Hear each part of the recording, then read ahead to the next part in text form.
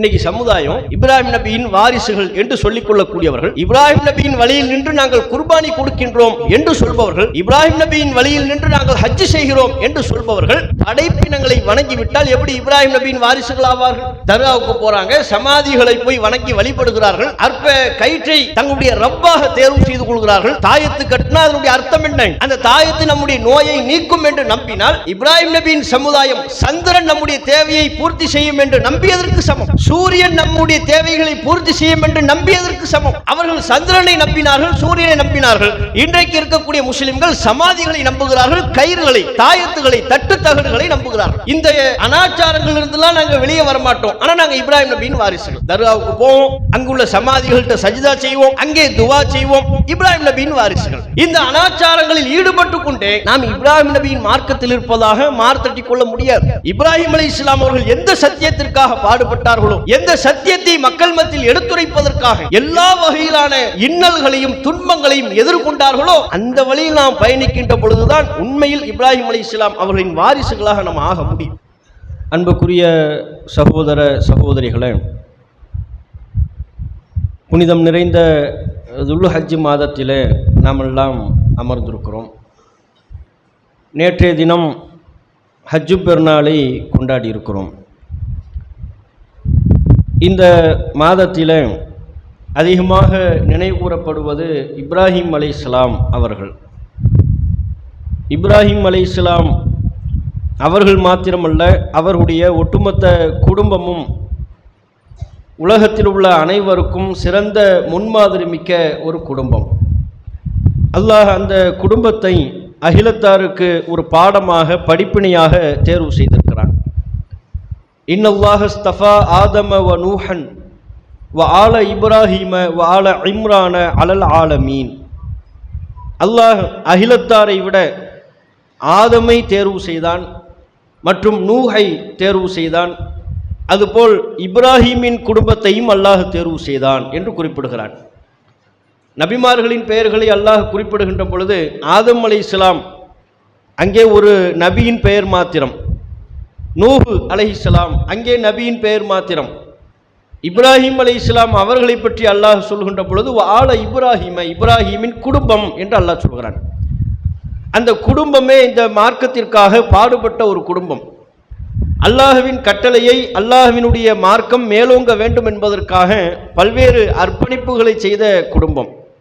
உலகத்தில் உள்ள எல்லாவற்றையும் விட அல்லாஹ்வின் சொல், அல்லாஹ்வின் கட்டளை தான் மேலானது என்பதை வெறும் வாய் வார்த்தையாக அல்லாமல் தங்களுடைய வாழ்க்கையில் செயல்படுத்தி காட்டியவர்கள். ஆகவேதான் இப்ராஹிம் அலைஹிஸ்ஸலாம் அவர்களின் குடும்பத்தை அல்லாஹ் ஒட்டுமொத்த மக்களுக்கும் முன்மாதிரியாக ஆக்கி காட்டுகிறான். இங்கே நாம் இப்ராஹிம் நபி என்று சொல்லுகின்ற பொழுது குறிப்பாக ஹஜ்ஜுடைய மாதத்தில் அவருடைய தியாகத்தை பற்றி மாத்திரம்தான் அதிகமாக பேசுவோம். உண்மையில் அவருடைய தியாகம் அளப்பரியது, என்றென்றைக்கும் நினைவு கூறப்பட வேண்டியது. ஆனால் அந்த தியாகம் என்பதை தாண்டி இப்ராஹிம் நபியிடத்திலேயும் அவருடைய குடும்பத்தாரிடத்திலேயும் இன்றைய முஸ்லிம்கள் பெற வேண்டிய பாடமும் படிப்பினையும் ஏராளம் இருக்கிறது. நாம் நம்முடைய குடும்பத்தை எப்படி அமைத்துக் கொள்ள வேண்டும் என்பதற்குரிய சிறந்த ஒரு ரோல் மாடல் இப்ராஹிம் நபியின் குடும்பம். ஒவ்வொரு முஸ்லிம் குடும்பமும் தம்முடைய குடும்பத்தை எப்படி அமைத்துக் கொள்ள வேண்டும், கட்டமைக்க வேண்டும், தம்முடைய குண நலன்களை எப்படி நாம் கட்டமைக்க வேண்டும் என்பதற்கு சிறந்த முன்மாதிரி. நீங்கள் உதாரணமாக இப்ராஹிம் நபியை பற்றி அல்லாஹ் சொல்கிறான், வதுக்குர் ஃபில் கிதாபி இப்ராஹிம். நபியை இந்த வேதத்தில் இப்ராஹிமை நினைவு கூறுவீராக. எப்படி இப்ராஹிமை நினைவு கூற வேண்டும் மக்களுக்கு? இன்னஹு கான சித்திகன் நபியா, அவர் உண்மையாளர் என்று இந்த வேதத்திலே இப்ராஹிமை நீங்கள் நினைவூட்டுவீராக என்று அல்லாஹ் சொல்கிறான். இப்ராஹிம் அலைஹிஸ்ஸலாம் அவர்களை பற்றி நினைவூட்டுகின்ற பொழுது இன்னஹு கான சித்திகன் நபியா, அவர் நபி, உண்மையாளர், உண்மைக்காக பாடுபட்டவர், தம்முடைய வாழ்க்கையில் என்றென்றைக்கும் எல்லா கட்டத்திலையும் உண்மையை நேசித்தவர், உண்மையை கடைபிடித்தவர். இது இப்ராஹிம் நபியிடத்தில் நாம் அனைவரும் பெற வேண்டிய மிக முக்கியமான ஒரு பாடம். எந்த அளவிற்கு இப்ராஹிம் அலைஹிஸ்ஸலாம் அவர்கள் உண்மைக்காக பாடுபட்டார்கள், தம்முடைய ஒட்டுமொத்த வாழ்க்கையையும் உண்மையின் மறு வடிவமாக ஆக்கி கொண்டார்கள். எப்படி அல்லாஹ்விடத்தில் சித்திக் என்கிற இந்த பட்டத்தை பெற்றார்கள் என்றால், நபிகள் நாயகம் ஸல்லல்லாஹு அலைஹி வஸல்லம் அவர்கள் இப்ராஹிம் நபியை பற்றி நமக்கு சொல்லித் தருகிறார்கள். மா கதப இப்ராஹிமு இல்லா ஸலாஸ கதிபாத்தின். இப்ராஹிம் நபி அவர்கள் தம்முடைய ஒட்டுமொத்த வாழ்விலும் மூன்றே மூன்று பொய்களை தவிர வேறு எந்த பொய்களையும் சொல்லியதில்லை. எப்பேற்பட்ட உண்மையாளர் பார்த்தீங்களா? மொத்த வாழ்க்கையில இப்ராஹிம் நபி சொன்ன பொய் எண்ணிரலாம். எத்தனை? 1 2 3 3 தாண்டாது. நாம ஒரு நாளைக்கு சொல்ற பொய்களை எண்ண முடியுமா? ஒரு நாளைக்கு அதையே நம்மளால எண்ண முடியாது. இப்ராஹிம் நபி அவர்கள் ஒட்டுமொத்த வாழ்க்கையில் சொன்ன பொய்கள் மொத்தமே மூன்றே மூன்று. அந்த மூன்று பொய்கள் கூட தன்னுடைய சுயநலத்திற்காக, தன்னுடைய வசதிக்காக, தன்னுடைய நலனுக்காக என்று சொன்ன பொய்கள் அல்ல. நம்முடைய பார்வையில் அவைகள் பொய்களே கிடையாது. அவர் சொன்ன ஒரு பொய் என்ன? ஊர் மக்கள் சிலை வளர்க்க வழிபாட்டுக்காக வேண்டி இப்ராஹிம் நபியை கூப்பிட்டாங்க. அப்ப சொன்னார், இன்னி சகீம், நான் நோயாளி, எனக்கு உடம்பு சரியில்லை, நான் வரமாட்டேன், என்ன கூப்பிடாதீங்கன்ட்டார். இது ஒரு பொய், 3ல 1. ரெண்டாவது பொய் என்ன? ஊர் மக்கள்லாம் கொண்டாட்டத்தில் ஈடுபட்ட பொழுது அந்த மக்களுக்கு பாடம் புகட்ட வேண்டும், சிலைகளுக்கு சக்தி இல்லை, இவற்றையெல்லாம் படைத்த இறைவனுக்கு தான் சக்தி உண்டு என்பதை உணர்த்த வேண்டும் என்பதற்காக சின்ன சிலைகளை எல்லாம் உடைச்சிட்டார், பெரிய சிலையை மட்டும் வச்சிருக்கிறார். ஊர் மக்கள் வர்றாங்க, யார் யார் இந்த வேலையை பார்த்ததுன்னு கேட்கும் பொழுது இப்ராஹிம் தான் அங்க இருந்தாரு, அவர் தான் பண்ணிருப்பாருன்னு சொன்னாங்க. அப்ப ஒரு இளைஞர், அவரை கூப்பிட்டு கேட்கும் போது இப்ராஹிம் அலைஹிஸ்ஸலாம் அவங்க சொன்னாங்க, எனக்கு தெரியாது, பல் ஃபஅலஹு கபீருஹும் ஹாதா, இதோ இந்த பெரிய சிலை தான் செய்திருக்க கூடும். அதுகிட்ட கேளுங்க. பெரிய சிலை இருக்குல்ல, உங்களுக்கு நோயினா அந்த சிலைகிட்ட தானே போறீங்க, உங்களுக்கு தேவை என்றால் அந்த சிலையிடத்தில் தானே மண்டிடுகிறீர்கள், முறையிடுகிறீர்கள், இந்த பெரிய சிலையிடம் கேளுங்கள் என்று அவர் விட்டு வைத்திருந்த அந்த பெரிய சிலையிட்ட போய் கேளுங்கன்னார். அவைதான் செய்திருக்கும் என்றார். இது ரெண்டாவது பொய். இப்ராஹிம் நபி சொன்ன 3 பொய்யில இது ரெண்டாவது பொய். பல் ஃபஅலஹு கபீருஹும் ஹாதா, இந்த பெரிய சிலை தான் செய்திருக்கும், அதுகிட்ட போய் கேளுங்க அப்படின்ட்டார். அப்ப அந்த மக்களே சொல்லிட்டாங்க, சிலைகிட்ட போய் நாங்க எப்படிப்பா பேச முடியும், அது எப்படி பேசும், அதைத்தாயே நானும் சொல்றேன், அது எப்படி பேசும், அதுகிட்ட போய் உங்க குறையை கேட்கலாமா, அதனிடத்தில் உங்களுடைய தேவைகளை முறையிடலாமா, அப்படி அவங்கள மடக்கிட்டார். இது ரெண்டாவது பொய். அவர் சொன்ன 3 பொய்யில 2. மூன்றாவது, ஹிஜ்ரத் என்கிற புனித பயணத்தை மேற்கொண்ட பொழுது, தம்முடைய மனைவியோடு மேற்கொண்ட பொழுது ஒரு மன்னன் அவர்களை பிடிக்கின்றான். அந்த மன்னன் அந்த பெண்ணை அடைய வேண்டும் என்று, இப்ராஹிம் நபியின் மனைவியை அடைய வேண்டும் என்று முயற்சிக்கிறான். அந்த நேரத்தில் சகோதரி என்று சொன்னால் விடுவான், மனைவி என்று சொன்னால் அபகரிப்பான். இது அவனுடைய ஒரு மனநிலை. அப்ப சொன்னாரு, ஹாதிஹி உக்தி, இவள் என்னுடைய சகோதரி. 3. இதுதான் இப்ராஹிம் நபி சொன்ன 3 பொய். இது நம்ம பார்வையில் பொய்யா? இதெல்லாம் நம்ம பார்வையில் நம்ம பொய்யா மதிப்பீடு செய்வோமா? இந்த 3 பொய், இந்த பொய்கள் சொன்னது மட்டுமல்ல, இது பொய்யே இல்லைங்கிறது வேற நம்ம பார்வையில். இதற்காக இப்ராஹிம் அலைஹிஸ்ஸலாம் அவர்கள் தம்முடைய வாழ்வில் வருத்தப்பட்டார்கள். இந்த பொய்கள் குறித்தே மறுமை நாளில் அச்சம் கொள்கிறார்கள். அங்கதான் நிற்கிறார் இப்ராஹிம் நபி, உண்மையாக உள்ள தளவுல சித்திக் என்கிற அந்தஸ்தில் நிற்கிறார். ரசூல் ஸல்லல்லாஹு அலைஹி வஸல்லம் அவங்க சொன்னாங்க, மறுமை நாளில் மஹ்ஷர்ல எல்லாரும் ஒன்று திரண்டு நிற்கக்கூடிய வேளையில விசாரணையே துவங்காது. நீண்ட நேரம் வெயில நின்று கொண்டிருக்க வேண்டியது வரும். ஒவ்வொரு நபியிடத்திலேயா போய் கேட்போம், ரப்பிடத்தில் பேசுங்க, எங்கள் நிலையை நீங்கள் பார்க்கவில்லையா, அல்லாஹ்விடத்தில் பரிந்து பேச மாட்டீர்களா? ஒவ்வொரு நபியிடத்திலேயாக ஆதம் அலைஹிஸ்ஸலாம் அவர்கள் துவங்கி நபிகள் நாயகம் ஸல்லல்லாஹு அலைஹி வஸல்லம் அவர்கள் வரையிலையும் ஒட்டுமொத்த மக்களும் போய் பேசுவார்கள். அப்ப இப்ராஹிம் நபியிடத்திலையும் வருவார்கள். இப்ராஹிம் அலைஹிஸ்ஸலாம் அவரிடத்தில் வந்து சொல்வார்கள், நீங்கள் யார், எப்பேற்பட்ட சிறப்புக்குரியவர், நீங்கள் அல்லாஹ்வினால் உற்ற நண்பர் என்று அறிவிக்கப்பட்டவர், அல்லாஹ்வுடைய நண்பர், நீங்க அல்லாஹ்ட்ட பேசலாம்ல, கொஞ்சம் பேசுங்க, விசாரணையை துவங்க சொல்லுங்க, மக்களின் காரியம் முடிக்கப்படட்டும், என்னவோ முடிக்கப்படட்டும், அந்த மனநிலைக்கு வந்துருவாங்க. அப்ப இப்ராஹிம் நபி சொல்வாரு, நான் அல்லாஹ்ட்ட பேச முடியாது, என்னுடைய ரப்பு என் மீது கடும் கோபத்தில் இருக்கிறான், இதற்கு முன்பும் என் மீது இப்படி கோபம் கொண்டதில்லை, இதற்கு பின்பும் என் மேல் இப்படி கோபம் கொள்ள போவதில்லை, அந்த அளவுக்கு கோபத்தில் அல்லாஹ் இருக்கிறான், எனக்கே என் நிலை குறித்து பயமா இருக்கு. அந்த பயத்துக்கு காரணம் சொல்லுவாங்க என்ன, நான் துனியாவில் உலகத்தில் வாழும்போது 3 பொய் சொல்லிட்டேன், நான் போய் எப்படி அல்லாஹ்ட்ட பேசுவேன் இப்படின்னு. இந்த பொய்கள் குறித்து இப்ராஹிம் அலைஹிஸ்ஸலாம் அவர்கள் தம்முடைய மறுமை நாள் வரையிலையும் அச்சம் கொள்கிறார்கள்.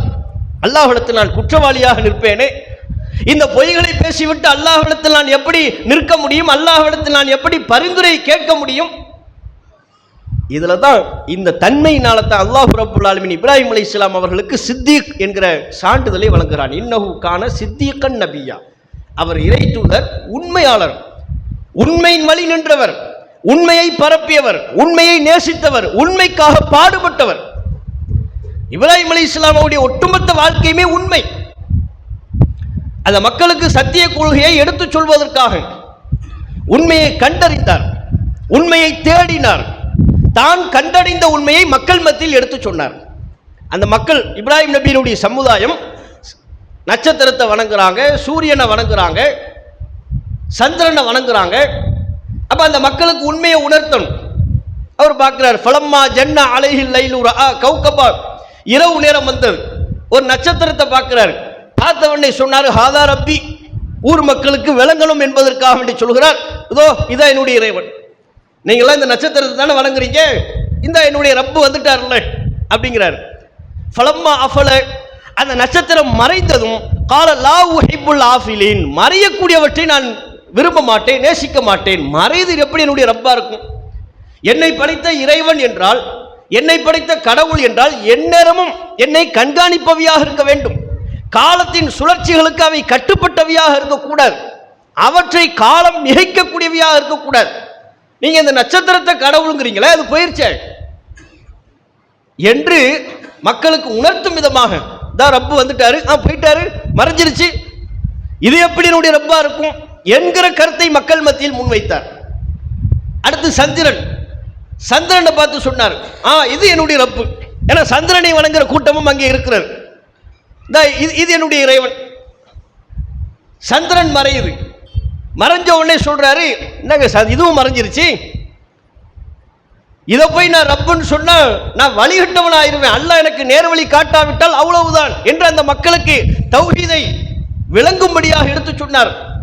அடுத்து பகல் நேரத்தில் சூரியனை பார்த்து சொன்னார், ரொம்ப பெருசா இருக்கு, இதுதான் என்னுடைய இறைவன், இதுதான் வந்தவற்றிலேயே மிகப்பெரியது, நட்சத்திரத்தை விட பெரியது, சந்திரனை விட பெரியது, ஆகவே இந்த சூரியன் தான் என்னுடைய ரப்பு என்று மக்கள் மத்தியில் புரிந்து கொள்வதற்காக வேண்டி சொன்னார். சூரியனும் மறைந்தது, இரவு நேரம் வரும்போது சூரியன் போயிரும்ல. அப்போது சொன்னார், நீங்கள் இணை கற்பிக்கக்கூடிய இவற்றை விட்டு நான் விலகியவன். இதெல்லாம் ரப்ப, அந்த நட்சத்திரம்லாம் கடவுளா? பகல் நேரம் வந்துவிட்டால் நட்சத்திரம் தெரிவதில்லை, இரவு நேரம் வந்துவிட்டால் சூரியன் தெரிவதில்லை, சந்திரன் தெரிவதில்லை, சூரியன் தெரிவதில்லை. இவை எப்படி நம்மை கட்டுப்படுத்தக்கூடியவையாக இருக்கும்? அவையே காலத்தின் கட்டுப்பாட்டில் இருக்கக்கூடியவை. அவற்றை கட்டுப்படுத்தக்கூடிய ஒரு சக்தி இருக்கிறது, அந்த சக்தி தான் மாபெரும் இறைவன். அந்த இறைவனை நாம் வணங்க வேண்டும், அவன் தான் நம்மை படைத்தவன். இன்னி வஜ்ஜஹ்து வஜ்ஹிய லில்லதி ஃபதரஸ் ஸமாவாதி வல் அர்த ஹனீஃபன் வமா அன மினல் முஷ்ரிகீன். வானம் பூமியை படைத்த, நட்சத்திரம், சூரியன் எல்லாவற்றையும் படைத்த, அதான் வானம் பூமிங்கிறார். வானம் பூமியை படைத்த இறைவனுக்கு முன்பாக நான் என்னுடைய முகத்தை திருப்பி விட்டேன். அல்லாஹ் தான் என்னுடைய ரப்பு. இந்த கொள்கையை நீங்க ஏத்துக்குங்க. நீங்க இணை கற்பிக்கக்கூடிய போலி தெய்வங்களை விட்டும் நான் விலகியவன் என்று சொன்னார். உண்மையை கண்டறிந்தார், அந்த உண்மையை மக்கள் மத்தியில் எடுத்து சொன்னார். அந்த உண்மைக்காகவே பாடுபட்டார், தியாகம் செய்தார். மக்கள் ஏத்துக்கிட்டாங்களா? ஏத்துக்கல. நெருப்பு குண்டத்தை மூட்டி அதில் இப்ராஹிம் நபியை போட துணிந்தார்கள், போட்டார்கள். கொண்ட கொள்கையிலிருந்து பின்வாங்கவில்லை. தான் எந்த சத்தியத்தை கண்டறிந்தாரோ அந்த சத்தியத்தில் உறுதியாக நிற்கக்கூடிய, எல்லா எதிர்ப்பையும் தாங்கக்கூடிய துணிச்சலை இப்ராஹிம் அலைஹிஸ்ஸலாம் அவர்கள் பெற்றிருந்தார்கள். இன்னைக்கு சமுதாயம் இப்ராஹிம் நபியின் வாரிசுகள் என்று சொல்லிக் கொள்ளக்கூடியவர்கள், இப்ராஹிம் நபியின் வழியில் நின்று நாங்கள் குர்பானி கொடுக்கின்றோம் என்று சொல்பவர்கள், இப்ராஹிம் நபியின் வழியில் நின்று நாங்கள் ஹஜ் செய்கிறோம் என்று சொல்பவர்கள், படைப்பினங்களை வணங்கிவிட்டால் எப்படி இப்ராஹிம் நபியின் வாரிசுகள் ஆவார்கள்? தர்காவுக்கு போறாங்க, சமாதிகளை போய் வணங்கி வழிபடுகிறார்கள், அற்ப கயிற்றை தங்களுடைய ரப்பாக தேர்வு செய்து கொள்கிறார்கள். தாயத்து கட்டினா அதனுடைய அர்த்தம் என்ன? அந்த தாயத்து நம்முடைய நோயை நீக்கும் என்று நம்பினால் இப்ராஹிம் நபியின் சமுதாயம் சந்திரன் நம்முடைய தேவையை பூர்த்தி செய்யும் என்று நம்பியதற்கு சமம். சூரியன் நம்முடைய தேவைகளை பூர்த்தி செய்யும் என்று நம்பியதற்கு சமம். அவர்கள் சந்திரனை நம்பினார்கள், சூரியனை நம்பினார்கள். இன்றைக்கு இருக்கக்கூடிய முஸ்லிம்கள் சமாதிகளை நம்புகிறார்கள், கயிறுகளை, தாயத்துகளை, தட்டு தகடுகளை நம்புகிறார்கள். இந்த அனாச்சாரங்கள் இருந்தெல்லாம் நாங்கள் வெளியே வரமாட்டோம், ஆனால் நாங்கள் இப்ராஹிம் நபியின் வாரிசுகள். தர்காவுக்கு போவோம், அங்குள்ள சமாதிகள்கிட்ட சஜிதா செய்வோம், அங்கே துவா செய்வோம், இப்ராஹிம் நபியின் வாரிசுகள். இந்த அனாச்சாரங்களில் ஈடுபட்டு கொண்டே நாம் இப்ராஹிம் நபியின் மார்க்கத்தில் இருப்பதாக மார்த்தட்டி கொள்ள முடியாது. இப்ராஹிம் அலைஹிஸ்ஸலாம் அவர்கள் எந்த சத்தியத்திற்காக பாடுபட்டார்களோ, எந்த சத்தியத்தை மக்கள் மத்தியில் எடுத்துரைப்பதற்காக எல்லா வகையிலான இன்னல்களையும் துன்பங்களையும் எதிர்கொண்டார்களோ, அந்த வழியில் நாம் பயணிக்கின்ற பொழுதுதான் உண்மையில் இப்ராஹிம் அலைஹிஸ்ஸலாம் அவர்களின் வாரிசுகளாக நாம் ஆக முடியும். அப்ப இப்படியான இந்த உண்மை இப்ராஹிம் அலைஹிஸ்ஸலாம் அவர்கள் நமக்கு சொல்லித்தரக்கூடிய மிக முக்கியமான பாடம்.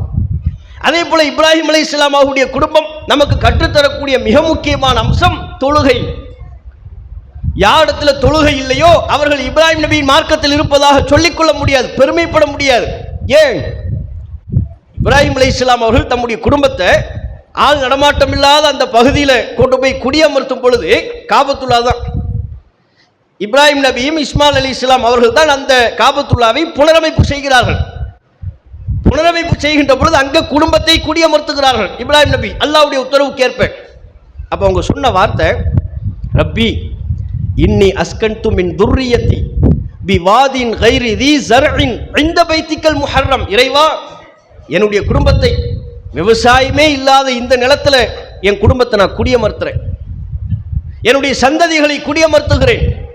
இந்த பைத்திக்கல் முஹர்ரம், புனிதமான உடைய ஆலயத்திற்கு அருகாமையில் குடியமர்த்துகிறேன். ஏன்? ரப்பனா லியுகீமுஸ் ஸலா, அவர்கள் தொழுகையை நிலைநாட்ட வேண்டும் அதற்காக என்று சொன்னார்கள். என் குடும்பத்தை இங்கே நான் குடியமர்த்துவதற்கு காரணம், உன் ஆலயத்திற்கு அருகாமையில் குடியமர்த்துவதற்கு காரணம், என் சந்ததிகள் முழுமையும் உன்னை தொழக்கூடியவர்களாக இருக்க வேண்டும், என்னுடைய குடும்பம் தொழுகையை நிலைநாட்டக்கூடியவர்களாக இருக்க வேண்டும், அதற்காகத்தான் என்று இப்ராஹிம் அலைஹிஸ்ஸலாம் அவர்கள் சொன்னார்கள். எதற்கு முக்கியத்துவம் கொடுத்தாங்க? தொழுகைக்கு. இப்ராஹிம் நபி செய்த பிரார்த்தனைகளில் ஒன்று என்ன? ரப்பி ஜஅல்னி முகீமஸ் ஸலாத்தி வ மின் துர்ரியத்தி, இறைவா என்னையும் என் சந்ததியையும் தொழுகையை நிலைநாட்டக்கூடியவர்களாக ஆக்கு. எப்பேற்பட்ட இறை தூதர், அல்லாஹ்வின் நண்பர் என்று பாராட்டப்பட்ட ஒரு இறை தூதர் அல்லாஹ்விடத்தில் துஆ செய்கிறார், இறைவா நானும் என் சந்ததியும் ஸலாவை பேணும், தொழுகையை நிலைநாட்டணும், அப்படிப்பட்ட பாக்கியத்தை எனக்கும் தா, எனக்கு பிறகு வரக்கூடிய சந்ததிகளுக்கும். அவங்க சந்ததி யாரு? இப்ராஹிம் நபியின் சந்ததிகள் யாருங்க? எல்லா நபிமார்கள்,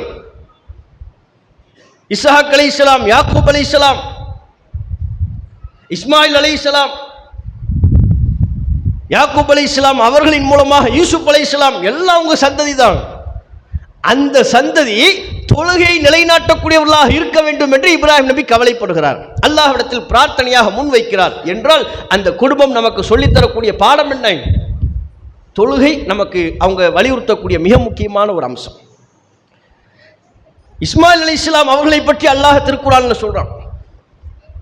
இஸ்மாயில் நபி எப்படிப்பட்ட நபி, அவரிடம் காணப்பட்ட சிறப்புகள் என்ன, பண்புகள் என்ன என்று ஒவ்வொன்றாக சொல்கின்ற பொழுது அல்லாஹ் சொல்கிறான், கான யஅ்முரு அஹ்லஹு பிஸ்ஸலாத். இஸ்மாயில் அலைஹிஸ்ஸலாம் அவர்கள் தம்முடைய குடும்பத்தாருக்கு தொழுகையை ஏவும்படி இருந்தார். அல்லாஹ் குர்ஆனில் இஸ்மாயில் நபியை பற்றி நமக்கு சொல்லித்தரக்கூடிய தகவல், அவர் குடும்பத்தாருக்கு தொழும்படி ஏவுவார், அந்த பண்புக்கு சொந்தக்காரர் என்று அல்லாஹ் பாராட்டுகிறான். பாருங்க, இப்ராஹிம் அலைஹிஸ்ஸலாம் அவங்க துஆ செஞ்சாங்க, யா அல்லாஹ் என் சந்ததியையும் தொழுகை நிலைநாட்டக்கூடியவர்களாக ஆக்கு என்று கேட்டார். அல்லாஹ் அந்த துஆவை அங்கீகரிக்கும் விதமாக இஸ்மாயில் அலைஹிஸ்ஸலாம் அவர்கள் தொழுகை நிலைநாட்டுகிறார்கள், அவருடைய சந்ததியை அவருடைய குடும்பத்தாரை தொழும்படி ஏவுகிறார். அப்ப இந்த ஒட்டுமொத்த குடும்பமும் நமக்கு கற்றுத்தருகிற பாடம், நம்ம வாழ்க்கையில உண்மையை கடைபிடிக்கணும் என்பது. கொண்ட கொள்கையில உண்மையாக இருக்கணும், உறுதியா நிற்கணும். அந்த கொள்கையை கடைபிடிக்கின்ற பொழுது வரக்கூடிய எதிர்ப்புகளை துணிச்சலோடு எதிர்கொள்ளணும். அது அந்த குடும்பம் நமக்கு சொல்லித்தரக்கூடிய பாடம். அதே போல் படைத்த ரப்பு அல்லாஹ்வை தொழுகையின் மூலம் நாம வணங்கணும். அந்த தொழுகையின் மீது பற்றுறுதி கொண்டவர்களாக இருக்கணும், தொழுகையில் அலட்சியம் காட்டக்கூடாது. இது இந்த குடும்பம் நமக்கு சொல்லித்தரக்கூடிய பாடம். இப்படி இந்த குடும்பத்திடமிருந்து நாம் பெற வேண்டிய பாடம், படிப்பினை ஏராளம் இருக்கிறது. அவற்றை குறித்து சிந்தித்து நம்முடைய வாழ்க்கையில் இயன்றவரை அவற்றை கடைபிடிக்கிற நன்மக்களாக அல்லாஹ் ரப்புல் ஆலமீன் நம் அனைவரையும் ஆக்கி அருள் புரிவானாக என்று கேட்ட என்னுடைய உரையை நிறைவு செய்து கொள்கிறேன். அல்லாஹு அக்பர், அல்லாஹு அக்பர்.